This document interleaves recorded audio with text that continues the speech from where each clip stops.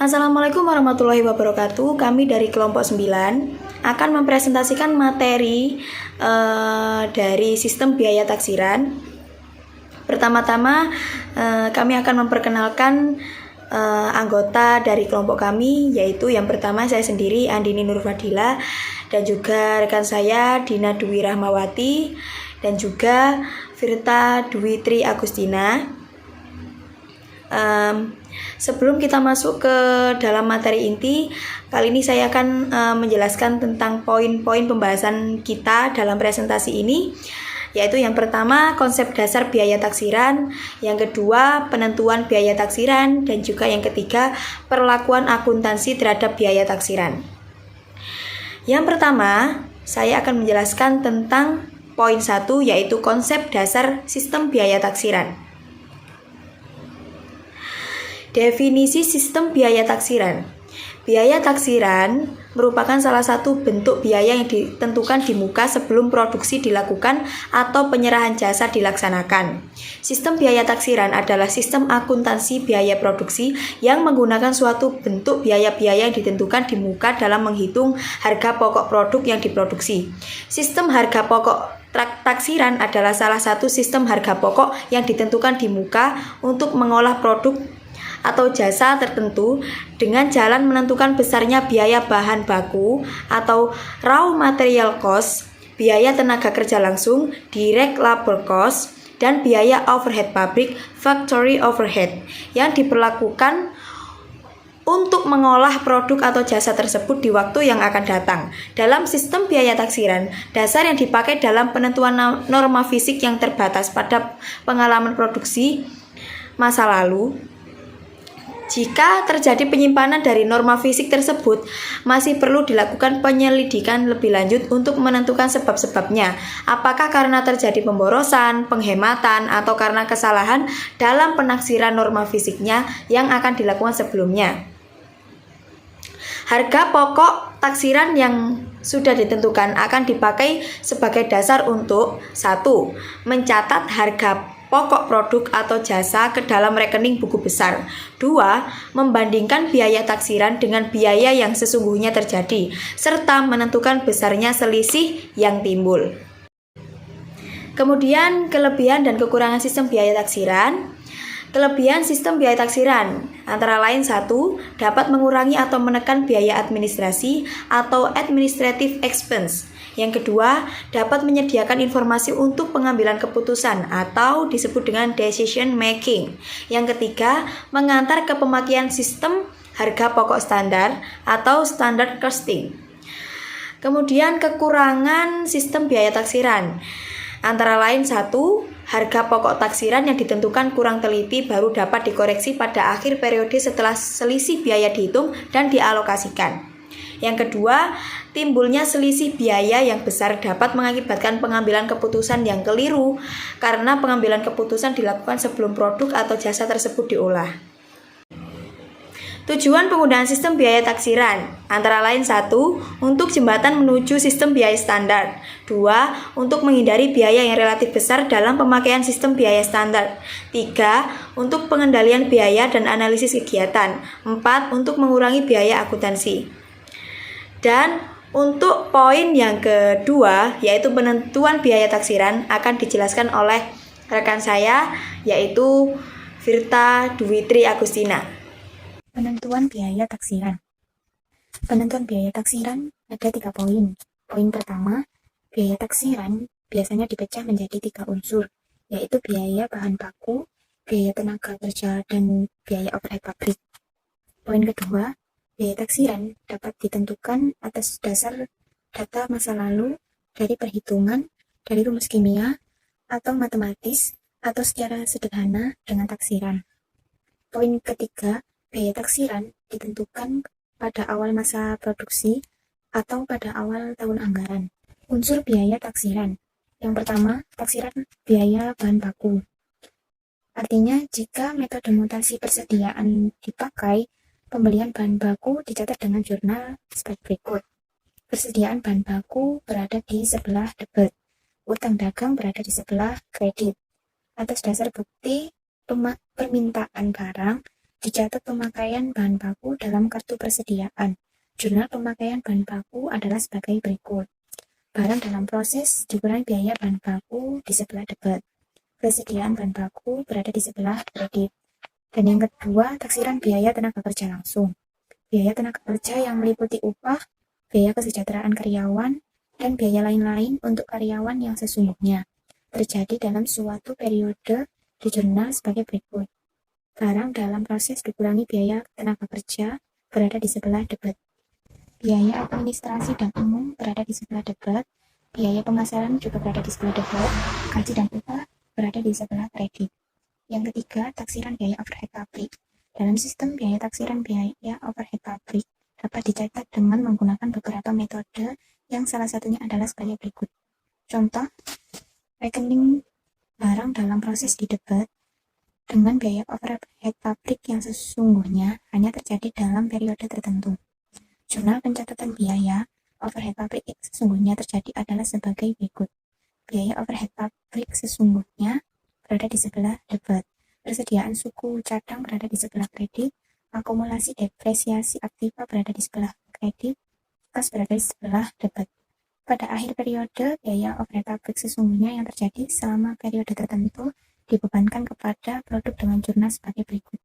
Barang dalam proses biaya overhead pabrik di sebelah debit, biaya overhead pabrik sesungguhnya berada di sebelah kredit. Saya akan menyampaikan poin 3, yaitu tentang prosedur akuntansi dalam sistem biaya taksiran. Dalam sistem biaya taksiran, rekening barang dalam proses didebet dengan biaya produksi yang sesungguhnya terjadi dan dikredit sebesar hasil kali jumlah produk selesai dan produk dalam proses dengan biaya taksiran persatuan.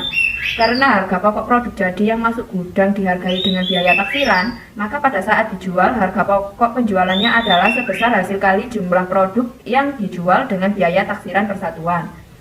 Selisih di antara biaya taksiran dengan biaya sesungguhnya dihitung dengan cara mencari saldo rekening barang dalam proses dan dipindahkan ke rekening selisih.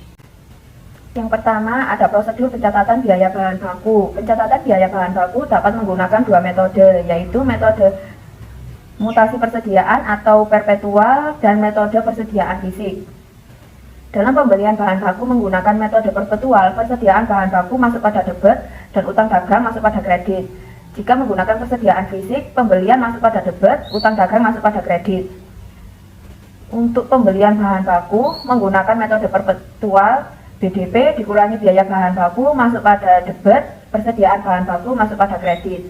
Jika menggunakan persediaan fisik, ada 3 cara. Yang pertama, menutup harga pokok persediaan bahan baku awal periode dengan barang dalam proses dikurangi biaya bahan baku masuk pada debit dan persediaan bahan baku masuk pada kredit. Yang B, menutup rekening pembelian. Barang dalam proses dikurangi biaya bahan baku masuk pada debit, pembelian masuk pada kredit. Mencatat harga pokok persediaan bahan baku akhir periode. Persediaan bahan baku masuk pada debit, barang dalam proses dikurangi biaya bahan baku masuk pada kredit. Yang kedua, prosedur pencatatan biaya tenaga kerja, yaitu jurnalnya barang dalam proses dikurangi biaya tenaga kerja masuk debit, biaya administrasi dan umum masuk debit, biaya pemasaran masuk debit, dan gaji dan upah masuk dalam kredit. Yang ketiga, ada proses pencatatan biaya overhead pabrik. Dapat menggunakan dua metode juga, yaitu metode yang pertama, metode perpetual, dan metode persediaan fisik. Untuk pencatatan BOP sesungguhnya menggunakan metode perpetual, jurnal pencatatan BOP sesungguhnya terjadi, yaitu BOP sesungguhnya masuk debit, persediaan suku cadang masuk kredit, akumulasi depresiasi aset tetap masuk di kredit, dan kas masuk pada kredit. Jika menggunakan metode persediaan fisik, jurnal pencatatan BOP sesungguhnya yang terjadi, BOP sesungguhnya masuk pada debit, persediaan suku cadang masuk pada kredit, akumulasi depresiasi aset tetap masuk di kredit, dan kas di kredit. Untuk pembebanan BOP sesungguhnya menggunakan metode perpetual, jurnal pada akhir periodenya, barang dalam proses dikurangi BOP masuk pada debit, BOP sesungguhnya masuk pada kredit. Jika menggunakan metode persediaan fisik, jurnal pembebanan BOP atas dasar tarif yang ditentukan di muka, yaitu barang dalam proses dikurangi BOP masuk debit, biaya overhead yang dibebankan masuk pada kredit. Untuk jurnal penutupnya, metode perpetual tidak ada. Untuk metode persediaan fisik, Jurnal pada akhir periode, biaya overhead yang dibebankan masuk di debit, BOP sesungguhnya masuk di kredit. Yang keempat, ada prosedur pencatatan harga pokok produk jadi dan BDP.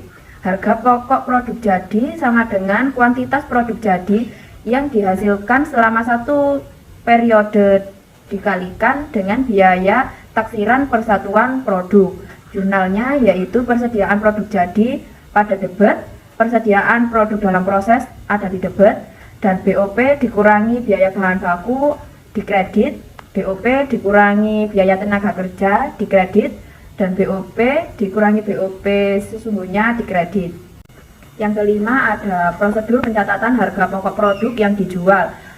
Harga pokok penjualan sama dengan jumlah produk yang terjual dikalikan dengan biaya taksiran persatuan produk. Jurnalnya yaitu harga pokok penjualan masuk pada debit, persediaan produk jadi masuk pada kredit. Yang keenam, ada prosedur pencatatan selisih biaya taksiran dengan biaya sesungguhnya. Dapat menggunakan dua metode juga. Yang pertama metode perpetual, yang kedua metode persediaan fisik. Untuk metode perpetual, jurnalnya selisih harga atau biaya masuk pada debit, barang dalam proses dikurangi biaya bahan baku masuk pada kredit, barang dalam proses dikurangi biaya tenaga kerja masuk pada kredit, dan barang dalam proses dikurangi BOP masuk pada kredit. Untuk mencatat selisih rugi, biaya sesungguhnya harus lebih besar daripada biaya taksiran.